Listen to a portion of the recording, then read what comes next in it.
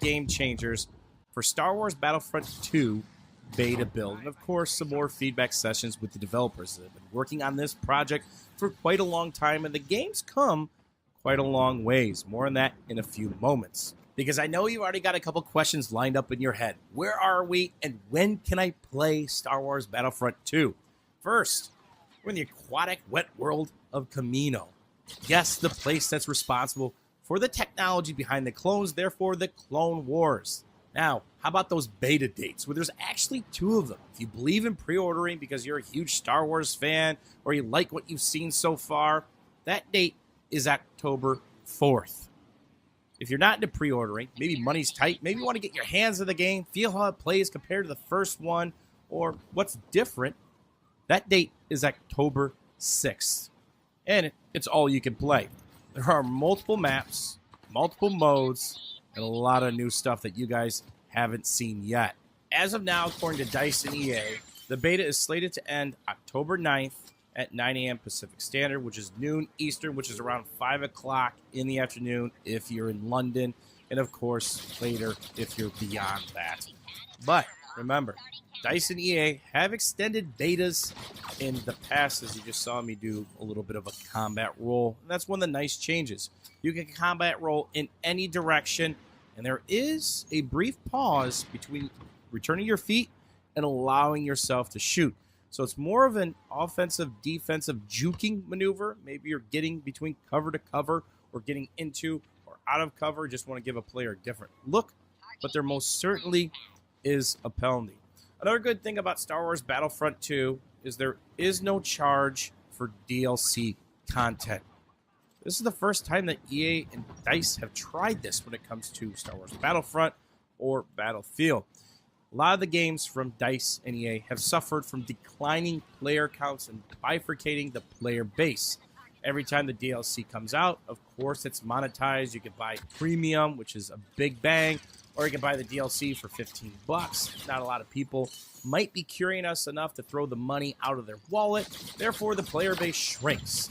And of course, the people that did buy the DLC are going to be playing the new stuff. They're not going to really be playing the base games as much. So what you see is the newest DLC might be hot. People might not be playing the older DLCs. The base game is rapidly shrinking.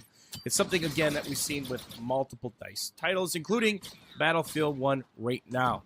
So I'm super excited that when it comes to maps, modes, heroes, weapons, anything of that sort, there is no charge in Battlefront 2. Now, you might be saying, well, this game's pay to win. There is a monetization there. You can buy crates, just like you buy in any game, whether it's PUBG, Counter-Strike, Rainbow Six. But in Star Wars, there are star cards available, which can increase and customize your player's own abilities. You notice something different with Emperor Palpatine yet? He's a bit more mobile. No longer is his dash set on one of his abilities. It's up and ready to go all the time. As you can see, my overheat mechanism kicking in because there's just too much lightning coming out of my fingers at this given moment. So there are the crates, which is a bit controversial depending on who you talk to. But me personally, I think it's the lesser of two evils. Whenever new content comes out for Star Wars Battlefront 2, everybody's got it. You just hit the download button and away you go. So anytime there's a new map, new mode, new hero, new anything, you're going to see massive numbers coming back to the game as long as it doesn't suffer the same fate as the first game. But the first game did lack content. It did lack replayability. It was super superficial and super repetitive. But the developers have learned a lot. They've changed some of the mechanics. They've really reworked the way some of the heroes work, what they can and cannot do. Then, of course, the different classes. Now, with the officer, you are buffing and healing people. And that mechanic may change over time because one of the things that we talked about in multiple feedback sessions was, hey, wait a minute.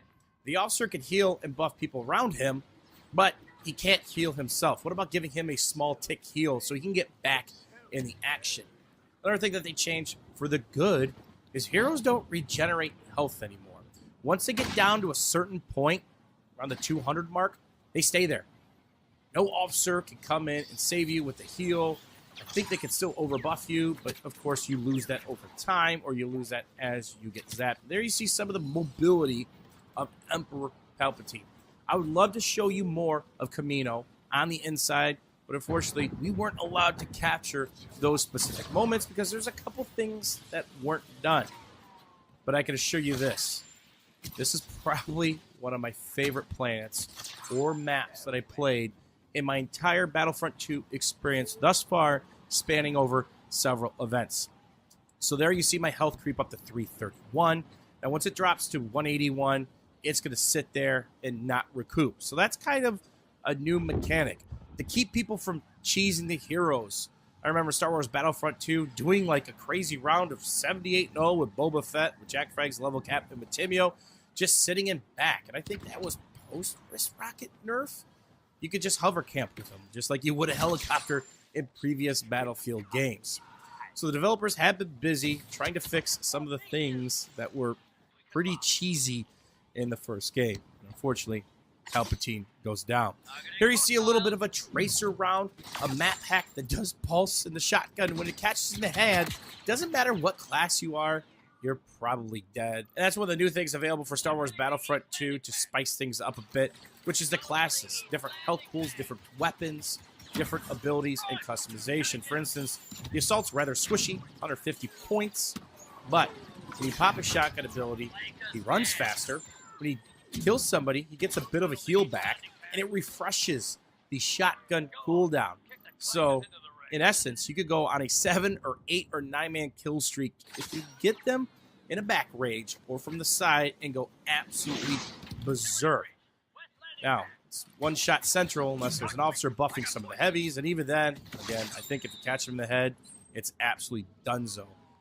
Mix that in with some of the combat rolls. You can hear the increased speed. You can see the cooldown next to my crosshair. It's a pretty nasty class if you can get behind people. And the damage isn't too bad from range. So, pretty fun class to play. I'll probably be playing a lot of it over the next couple days. The heavy's also a lot of fun, and of course can be a bastion of holding a flank or a lane. But of course, there are the specialists, the snipers, and the officers, and all the different heroes, which can still mess you up in a split second. When it comes to the vehicles that are available, obviously you see some green laser beams of death. We're going to jump in the LAAT in a second, and I'm pretty sure that is something that needs to be buffed as we're going in with the shotgun on the droid. It took me 4 rounds before I finally got a kill with the LAAT. We're going to explain how that works in a second. But for the most part, everything felt pretty balanced. One of my complaints for the game, much like the first one, is the grenade spam is pretty annoying still. The cooldowns feel way too fast. Depending on what star card you have and what class ability, it might be even quicker. But they did seem to nerf the radius, which is nice. And the crazy wrist rocket from the Gamescom or the EA play build got a little bit of a nerf. No longer are you going to hit a corridor and kill 2 or 3 people. Pretty much got to be Johnny on the spot as I get my first LAAT kill, and of course be more choosy with how you use them. Now, I can't just hold mouse button 1. This thing overheats extremely fast, but it does have some defensive mechanisms, and it has an auto heal. So as people from the ground, the infantry if you will, are doing damage to me, check this out. Hit the button, full health, but it has a rather lengthy cooldown. So you are on the ground. Make sure you focus this thing because they give it a little buff between when we played it and when this beta hits. This thing could absolutely be nasty, but it is on rails. Hopefully you guys enjoyed the Kamino gameplay. More than likely my favorite map that I played so far. It was an absolute blast. What do you guys think of the Star Wars Battlefront 2 beta footage you've seen so far? What's your favorite part? What's your least favorite?